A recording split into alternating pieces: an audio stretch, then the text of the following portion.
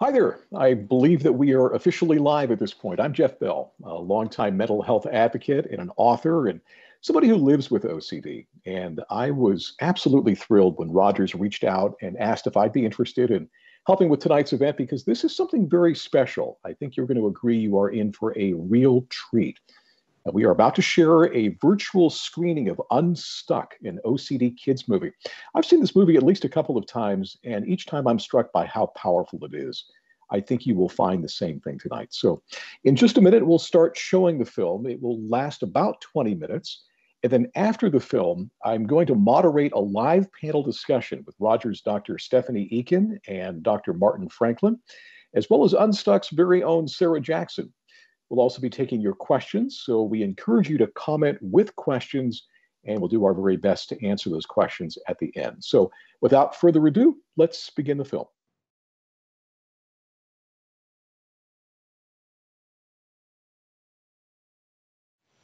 Hi again. So, wow, right? This film is such a gift to our OCD community. And how about the courage of those kids sharing so openly and so honestly? Also that the rest of the world can get a glimpse of what this disorder is all about. Now that we've had a chance to see the film, we're going to discuss it in detail as we bring in our panelists for the panel discussion portion of tonight's event. And to that end, I'd like to welcome to our broadcast, if you will, Dr. Stephanie Eken, Regional Director and Child and Adult Psychiatrist for Rogers, Dr. Martin Franklin, Clinical Director and Psychologist for Rogers in Philadelphia, and of course, Sarah Jackson, whose story you just saw in Unstuck. We're so grateful to have all three of you with us today. So I'm going to ask each of you to say a few words before we formally dive in. So Dr. Eken, how about you? What is the importance as you see it of showing a film like this tonight? Well, I feel the same way you do, Jeff. You just think, wow, the bravery of these kids and shedding light on what is often an underdiagnosed or misdiagnosed issue, that we see. So I love it, particularly thinking in the world we're in right now, where it feels like we're really isolated at times, that this brings community. It brings us a way to talk about things. And I think, with treating, children and adults with OCD for a while now, they really have not had forums necessarily to have open discussion. And I think a movie like this just helps get discussion going, which reduces stigma. So every time I see it, I'm inspired. Well, don't go away. We're going to come right back to you, Dr. Eken. Dr. Franklin, what's going through your mind as you're watching that film as somebody who's treated so many people over the years for OCD? I think what goes through my mind is I've probably seen this film now 50 times. And each time I see it, I'm struck by the clarity.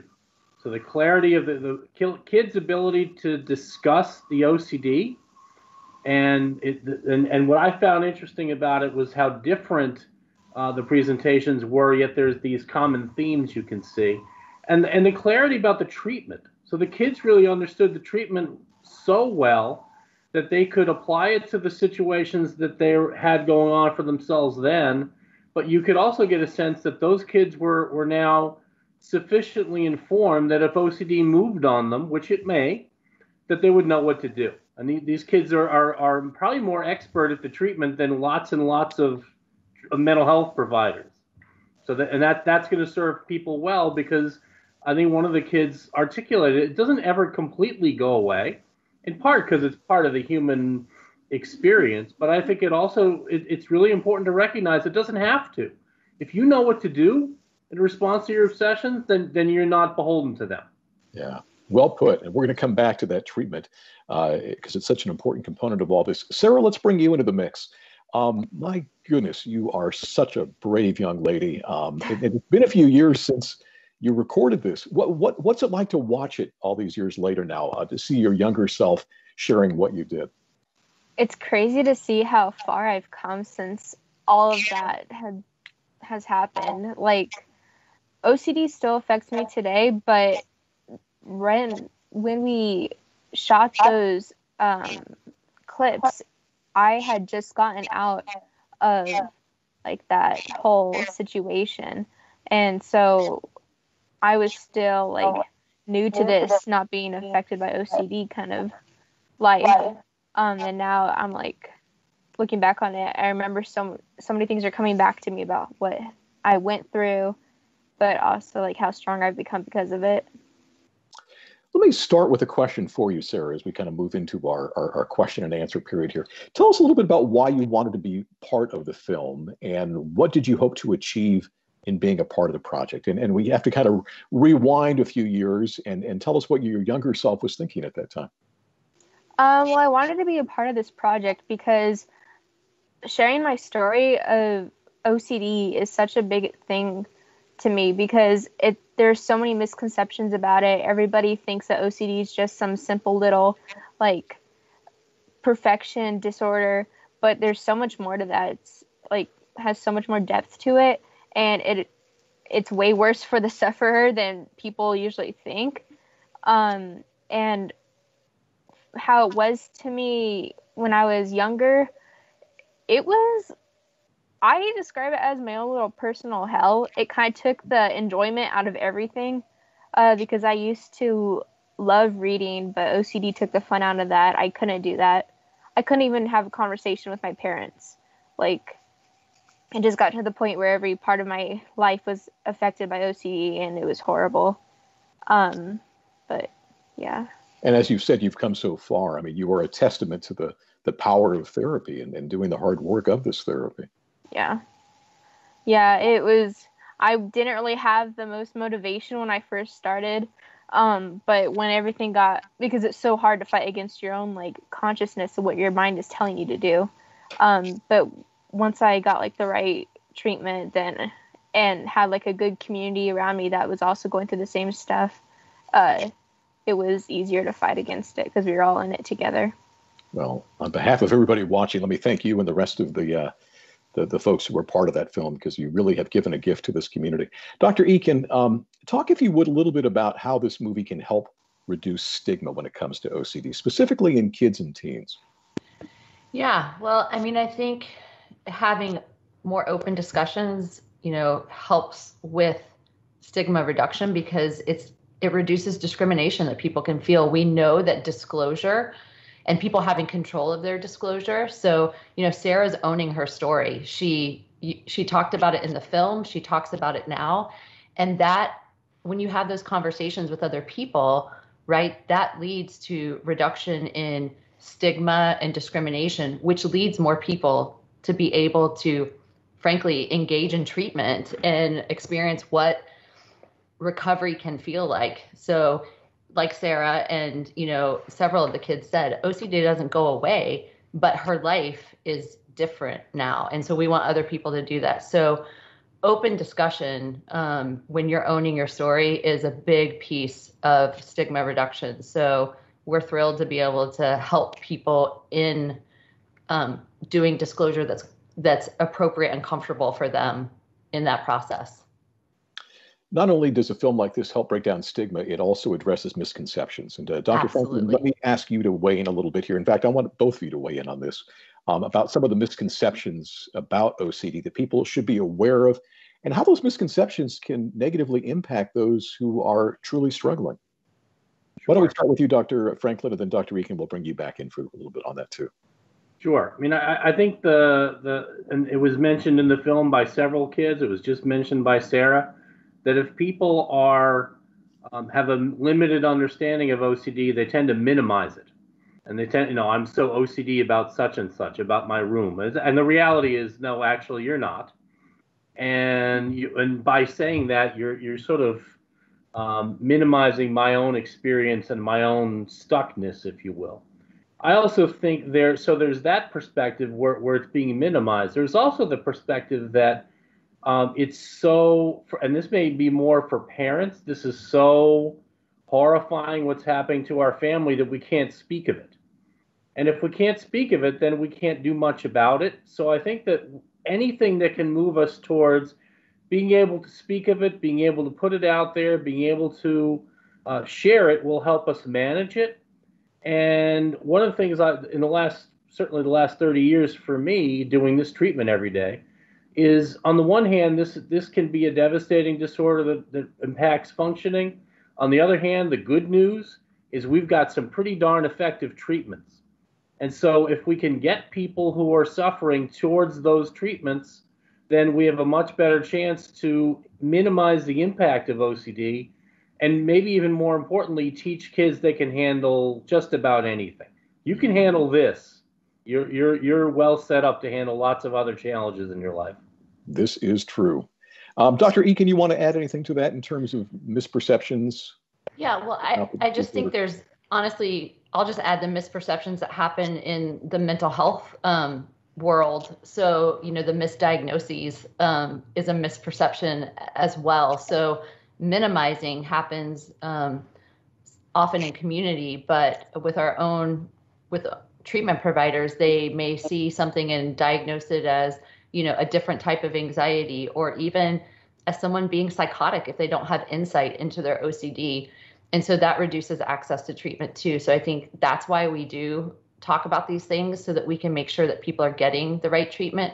I think the other misconception that, Dr. Franklin was discussing is, some people feel that that OCD is not treatable because they're not accessing the right treatment. If you go do talk therapy for OCD, you're right, you're probably not going to get better. But if you access evidence-based treatment, it is a, treatable illness. And so I think there's lots of misconceptions, and Sarah can probably speak to this too. I mean, she may have felt at times like that people, could not understand her experience, and we can't fully understand, but it's hard for them to describe as well. And so I just think there are a lot of misunderstandings that happen along the way for people with OCD that we can help through events like this. Yeah, absolutely. Just the telling stories.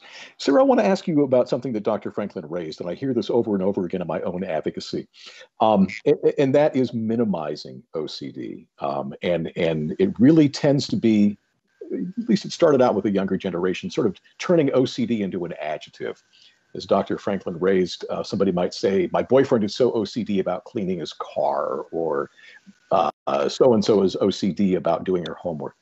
You and I and most of the people on this call tonight on Facebook know all too well that OCD is a disorder, and it is much more than an adjective for fastidious. And I'm curious, as somebody in a younger generation, how you help educate people about that when somebody misuses that term. Are you able to help them understand that OCD is not an adjective?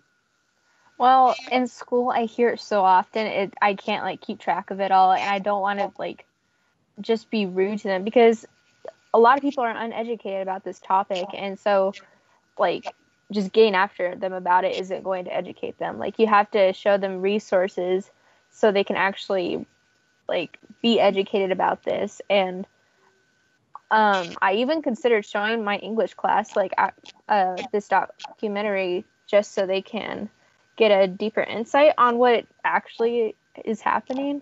But definitely, if I hear some of my close friends repeatedly saying I'm so OCD about this, then I eventually try to address it. So not as much to get after them, but just to help them understand what it actually is, so they can just think about it more the next time they want to use the term. That's a really powerful way of going about it. As you said, you don't want to insult people, you don't want to go after people in a negative way, but at the same time, sometimes it opens a door for a discussion, is what I think I hear you saying. Mm-hmm. Yeah. That's great. Dr. Franklin, let's talk a little bit about how OCD presents itself at different ages. We've seen depictions here tonight of some kids and teens who have been through this. Is it different for adults in terms of the presentation? What do you want us to know about any age-related issues around OCD? Sure. I think that OCD in adults, as opposed to in adolescents, looks really similar. And I think that OCD always tends to attach itself to the things of relevance going on. We had one case on the film in which the kid had some worries about becoming somebody he didn't want to become. And around adolescence, that's a pretty common presentation. So the obsessions is same sort of thematically, but in terms of what they're going to actually attach to, you see a bit of that. So when you're 47, you kind of know who you are. And so OCD wouldn't probably come after you about that kind of thing, because it's basically a parasite and it needs to feed. And so it needs to attack you on the things of relevance to you, which it tends to do. I think the one exception I'd say is we've done some studies at Penn, Duke, and Brown of the treatment of very young kids with OCD. And so kids ages 5 to 8, we've treated even younger than that. And there I think it is quite different in that you're much more likely to see manifestations of OCD, but a 5-year-old's not going to be able to be as articulate about the nature of their obsessions. And so you may need to work a little bit backwards, looking at their behavior as opposed to asking a 5-year-old, can you tell me what you were thinking half an hour ago? And most 5-year-olds are going to be not maybe so facile at that. Some are. And so you're going to, and I think another issue that's different is in terms of how you would go about treating is that with the little guys, you really have to involve the families. You're teaching families to do exposure response prevention. When I start getting teens, it's much more, my treatment is targeting the kid. We involve the families to the extent that we can. When we get up to 16, 17, 18, I have to respect the autonomy of that young person who's developing independence and needs to own their stuff. And at that point, sometimes the parents are glorified Uber drivers. Get me this kid. Let me work with this kid. I'm going to let the kid inform the family so that the kid is always in charge of the messaging. And I never want people to be feeling like they should make somebody do anything. And I want to get out of that as quickly as I can. And I think teens, understandably, are very sensitive to that. So the last thing on earth I need is a family member following them around saying, have you done your exposures today? Have you done your exposures today? That interaction is maybe not as well received at 18 as it would be at 10. And so we want to be careful. We want to kind of frame the family's interaction around OCD depending on the developmental age and abilities of the kid. We have all kinds of great questions coming in, and it's not too late, folks. If you are watching right now on Facebook Live, you can go ahead and use the comment section to send in your questions. We're going to go through a number of these and see what we can get to. Before we dive into some of these newer questions coming in, I did want to ask you, Dr. Eken, about the current pandemic environment that we find ourselves in. Have you seen an increased amount of OCD patients or heightened symptoms? Talk a little bit about the way that the pandemic is impacting people with OCD and their loved ones. Yeah, well, we could, I would say we could do a whole talk on that. And I think actually there is a whole talk on that coming up, actually from our group. So I'll keep it brief. But of course, the pandemic is impacting patients with OCD. We are bombarded as a society right now with news about uncertainty and changing information, which is difficult whenever uncertainty is pretty hard to tolerate as part of, a core symptom for a lot of people in their OCD, right? So, and OCD is opportunistic, as Dr. Franklin was talking about. It's this parasite and it's opportunistic. And so it's going to take something like a pandemic when we get all this news for someone who has something like contamination OCD, right? And you hear the CDC saying, wash your hands and do all these things. And then you're getting also less scientific sources telling you to, use bleach wipes to wipe down everything that you bring into your house. So I think that changing information has been really difficult for our patients with OCD. And, we've definitely seen increases in people seeking treatments and for specific OCD around COVID-19. So, and it makes it trickier to treat in a pandemic as well. And I will steal but attribute to Dr. Franklin his line that I love, that he says, follow the CDC, not your OCD, whenever it comes to COVID-19. That's good. That's really good. I think it's important to really underscore the point there, which is we don't want people to violate the standard that's going to keep people safe from COVID.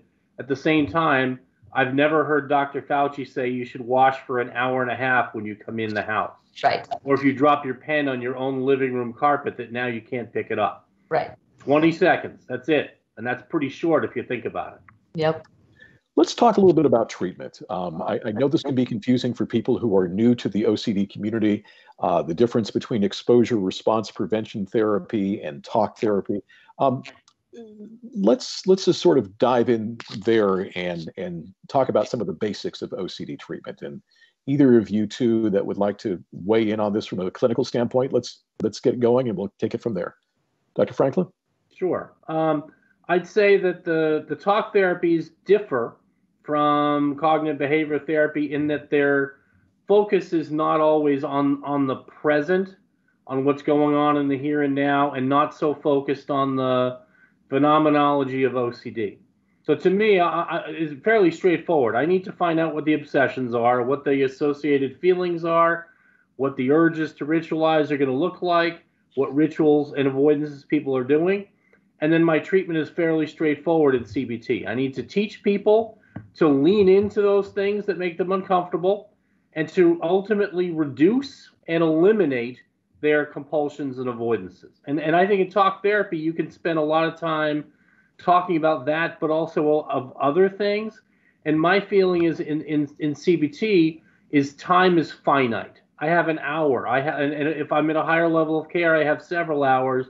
But it always feels to me like I'm rushed because I have so much I want to teach people in those moments. So I don't want to spend a lot of time talking about what happened when you were 4.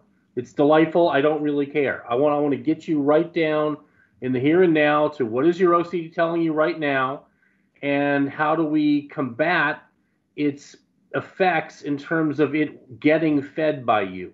It wants you now to go wash your hands again because you're not sure you did it right. Based on our theory, based on our understanding of how this thing works, what do you suppose we ought to do? And I'm teaching the kids, and then at some point I'm asking the kids, because it's like what I know is less relevant than what they know. I want to teach. My goal in treatment is always my own obsolescence. I teach you, then I get out of your way, and then you can do this for yourself. Perfect. And Dr. Eken, what do you want to add to that in terms of just basic ERP 101, if you will, in terms of what people watching should know about the gold standard treatment for OCD? Well, I don't know if there's much to say after Dr. Franklin explains ERP, to be honest. I'm curious about Sarah's experience with it, but I do think that it's a fairly simple treatment, but the difficulty is getting people going with it because the idea of it is concerning. And so I think that education at the beginning for our patients and their family members is because they're like, what, you want me to come do all the things that I'm afraid of? That sounds not like a very pleasant experience. And so the fact that it's graduated too, we can do it in a graduated manner where it is manageable and that people are capable. OCD gives them the lie that they are incapable of dealing with things. And we want to give them back the clear reality with CBT that they are capable of managing these things. So if Sarah wouldn't mind, I would be curious about her perspective of engaging in ERP because she lived it. Yeah, for me, I don't know. I was a really stubborn kid. So when I first was introduced to the whole concept of it, I did not want to do it, especially because like my OCD was kind of at its peak at that point. But when everything became focused on it, on my OCD, when I went to Rogers, it was definitely, I was kind of forced into doing it. Like I wasn't forced, but like I had to be immersed in it because I needed to get back to a normal life at that point. Because it was either the ERP or having like a very not normal life affected by OCD, because I don't know, you just have to find the positives and negatives of each thing, because there are definitely more positives in doing the ERP, even though it's hard. I think you're speaking to something I was going to follow up and ask you about, Sarah, and that is motivation. What did you find motivating? Because this is hard work. I mean, let's not sugarcoat this. Exposure therapy can be very difficult, as you've alluded to, and the doctors have alluded to, and anybody watching who's done it knows, but it works. And for me, in going through therapy years ago, And to this day, when I try to do some of my own challenges, I need to stop and remember what's at stake and motivate myself by, as you said, remembering the good that can come out of the therapy that we do. Mm-hmm. Yeah, I guess my motivation has changed over the years. Like when I was younger, my parents would set certain goals or give me we had a hierarchy list almost, that if you accomplish these things then you got these rewards. But now, since they're less part of my own fight against OCD, I just have to kind of find motivation by myself. So sometimes, if my motivation mainly now is just, I'm tired of OCD. I just want to get on with my life. I don't want to have to deal with this. So that's my motivation at this point, is that just, I want to be able to read normally instead of having to repeat. So it's just kind of I don't give a crap attitude at this point. I think Sarah speaks to something important, though, that there are external motivators that are developmentally appropriate, right, for younger kids. They don't necessarily feel that internal motivation that someone her age now would, in saying oh, my life is better. When you're 10, it's harder to say, I just intrinsically want to do this. So thank you for bringing that up, Sarah, because that's important, because we do need families to help us with that, even providing sometimes just basic behavior modification, right? Extrinsic motivators to rewards for doing hard stuff.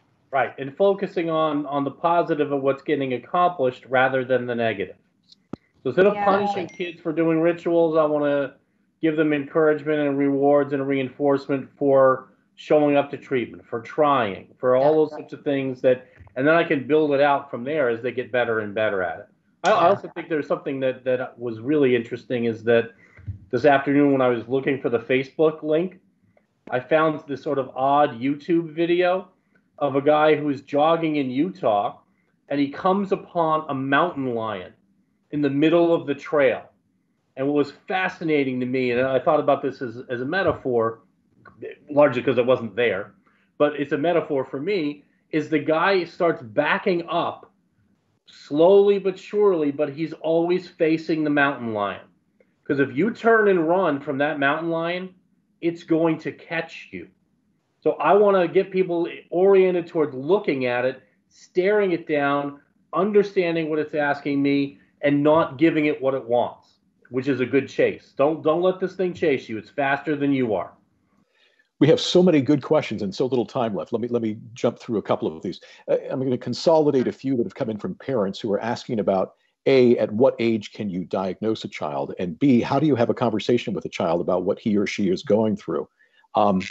Dr. Franklin, let's start with you and then bring in the rest of the crew here. Yeah, we certainly have had experience in our clinics of diagnosing as young as 3, 4. You'll see repetitive behaviors. Now, you don't want to overdo it, because there are lots of repetitive behaviors in childhood that have nothing to do with OCD. Setting up your stuffed animals to hear the evening story, perfectly appropriate. But I think if it's getting in the way, if it's taking 45 minutes to say goodnight because they have to say it in a certain way, you may have that there. And I think the way to talk to any kid is always going to come through development. It's going to come through your relationship. And so I don't want to use terms like negative reinforcement with my 7-year-old. I want to make sure that I'm also going to check in with them. So I might say to a kid, so there are these scary thoughts that you get sometimes, and it sounds like you're afraid they might happen when they probably won't. And the things that you do to try to protect yourself are probably not so necessary or helpful. Do you understand what I mean? Do you understand which thoughts we're talking about? So you're always checking in with, you don't want to be, in a 45-minute soliloquy with your 9-year-old. I want to shorten that. I want to use developmentally appropriate language, and I want to check in to see if they get it. If they have a metaphor they can use, then that's great. If they have a stuffed unicorn, which I noticed on somebody's bed in this movie, if you have a stuffed unicorn, maybe we have that conversation with the unicorn, and the unicorn says, I'm having trouble getting to sleep because I'm afraid of something bad happening to the rabbit.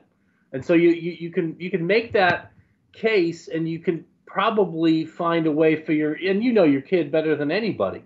So you're going to get a sense of what they like to talk about and how to make it easier for them.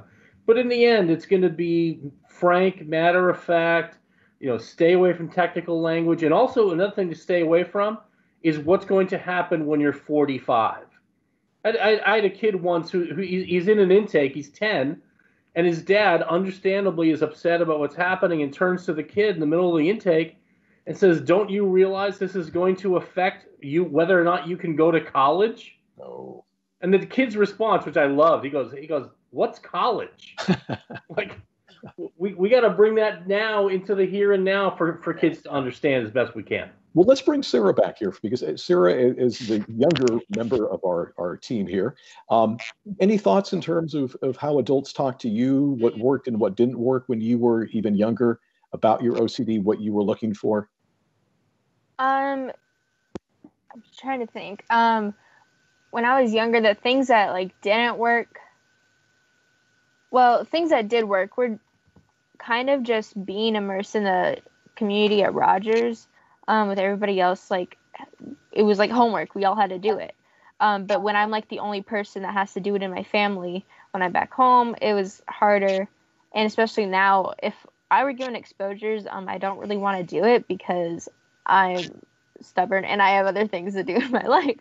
So I just have to think of priorities of okay, well, if I actually want to be able to read and have a good time, then I have to work on my OCD. But yeah, what else were you asking? Oh, just, in terms of being younger and dealing with OCD, you work with some professionals that were able to speak your language. And I guess that's what I was getting at. It was important for them to communicate where you were at that time. Yeah, I had a pretty good understanding of it once I learned what OCD was, because I'm going through it. I know how my brain's working and I know what's going through my mind. And I was pretty articulate about what was happening. And, but it was good to come up with a metaphor to think about how OCD is. My therapist told me it was like a dog, an angry dog, that if you kept feeding it, then it's just going to get stronger and the dog's going to come back for more food, and you got to stop feeding it eventually because it's just going to keep bullying you. So. Thank you, Sarah. Dr. Eken, let me bring you back in here. I've been given the go-ahead to run a few minutes late, which is great because we've got a long list of questions here. So I have a question here I want to direct your way, which is it possible to have intrusive thoughts without obvious compulsions? Yes, definitely. I mean, some people talk about pure O, but really it's, we know that people have mental rituals that people don't see. So I mean, what we would say is you have obsessions with rituals that people typically just can't see, or you have these, feelings that drive you to do rituals that people can't see. So absolutely. OCD can be very hidden in general, whether it's the obsessions or the rituals. Dr. Franklin, is CBT the same as ERP? I'd say CBT is a broader term, and ERP is more specific. ERP is specific to OCD and closely related conditions because of the RP. And the RP is response prevention. And response prevention basically means addressing the compulsions and other forms of avoidance as well, but mainly compulsions. For most other anxiety disorders, there's anxiety and there may be avoidance behavior, but nothing as active as compulsions. And I think that ERP is a better term because if I do a ton of exposure and I don't do anything about rituals, we did a study like that a long time ago, and essentially found that if you do exposure and you don't do good response prevention, you get a little bit of good outcome, but it doesn't last very long, and it's not nearly as good as doing them both together. So I think it's a nice little reminder that you can do all the good exposure work in the world, but if you're not paying attention to rituals and you're not paying attention to what I call the resistance ratio, so for every 10 urges to ritualize, how many are you successfully resisting? And I think about that the same way I think about free throw shooting. I know Stephanie can relate to this, which is, if you're hitting 75% from the line, that's pretty good. If you're hitting 85%, that's really good. You're 95%, you're Steph Curry, and you're going to be good. No one's going to foul you in the fourth quarter. If you're 50% or lower, now you're Shaquille O'Neal, and now that's exactly who I'm going to foul in the fourth quarter. So you've got to pay attention to that ratio, and that ratio varies across rituals. It varies across time. I get kids to start giving me their resistance ratios quickly. You know, we use a band book at Rogers to do the same thing. But essentially what we're asking kids to do is pay a lot of attention to your responses, because you don't control the obsession. The obsession is going to come and go. It's like a bucking bronco. You control your response to the obsessions. And if you control your response to the obsessions, what will happen in the immediate future is you'll be more anxious. I prepare you for that. But then in time, if I'm up at 75, 85, 95% resistance, the frequency and intensity of those obsessions is going to come down over time, and then the job gets easier. And then when the job gets easier and you're more successful, and then the whole house of cards tends to fall, which again doesn't mean gone. It means basically you're in a much better position to manage the residual obsessions you have. And if you manage them successfully, that you keep them in the box, keep them at bay.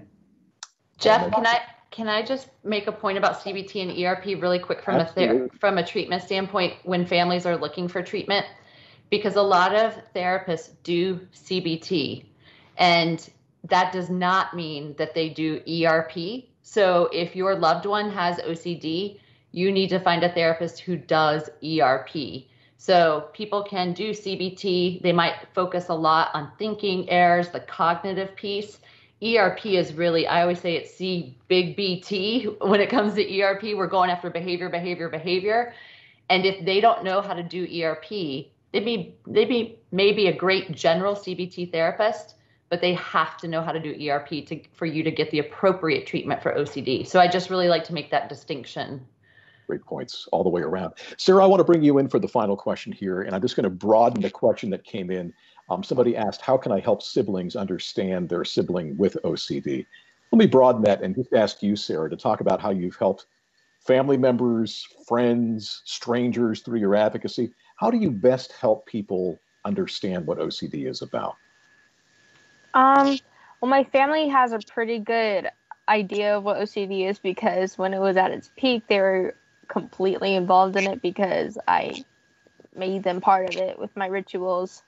But with friends, I had to explain it to one of my other friends because I included her in it without her knowing. Like, I would kind of like bribe her with candy that I had in elementary for her to check my locker so I wouldn't have to repeat and do it. So I had to explain it to her and explain it to my friends. I again use a metaphor because that's the easiest way that people understand it, because you can't get all technical with it.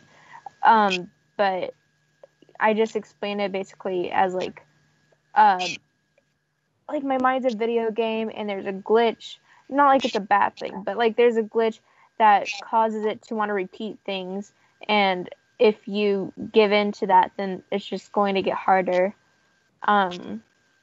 So.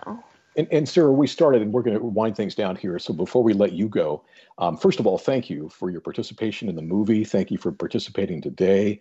Your courage, your bravery, your sincerity are so inspiring, truly. If you would, talk a little bit about how far you've come in terms of your recovery, because I think it's so important to leave people with hope. And a story like yours does just that. Yeah, my OCD had been super bad, so it's definitely an obvious recovery for me, because now I can go to school, I can have a conversation with my family. It's like basically inexistent in my life now, except for like a few times where I still struggle with reading and still have that just right feeling sometimes where I want something to feel just right, like adjusting myself, I guess. But I don't really obsess over that anymore. But reading, sometimes I avoid reading because I don't want to have to deal with it, which I definitely need to get back into reading because I need to start fighting that off again. but when it has shown up, I go to my therapist and we work on exposures, and I get the tools and just get reminded of them. So then when I go back home, I can work on them myself. Well, I know we're all inspired. So thank you again, Sarah, for being part of the panel tonight. We really appreciate it.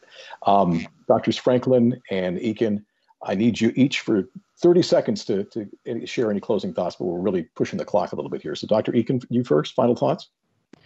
I'll be quick. Thank you, Sarah, for your participation. And thank you, everybody, for joining us. It's all part of spreading information about OCD. Keep supporting OCD Awareness Week. And I'm just thrilled to be part of this group and to help with education. So thank you, Dr. Eken. We were so glad you could be here. And Dr. Franklin, you get the last word here before I read some closing information. Yeah, I mean, this has been incredibly valuable, and I think it's a yet another reminder that there is a community out there, and there are lots of reasons to be hopeful, and there are people in the world like Sarah who wish to help those who come up behind her, and I think that's really inspiring. Thank you. Thank you, Dr. Franklin, as well, for your expertise tonight. That is all the time we have for this evening. We want to thank you so much for joining us and sending in your questions. We hope this has been very helpful for you and others who are trying to learn about OCD. If we did not get to your question, or if you have additional questions about the topics that we discussed today, good news, you can direct message Rogers on Facebook. Also, stay tuned for another Facebook Live this Friday at 2 p.m. Central Time. We're going to be hearing from our California clinicians about managing OCD during the pandemic and treating OCD in a virtual setting as well. For more information on the OCD treatment Rogers provides, visit rogersbh.org. And for helpful resources like videos and blogs, visit rogersbh.org/resources. If you'd like to learn more about Unstuck, visit OCDkidsmovie.com. On behalf of all of us who were instrumental in making this come together and the good folks at Rogers, thank you so much for your time, and we hope to do this again soon. Good night.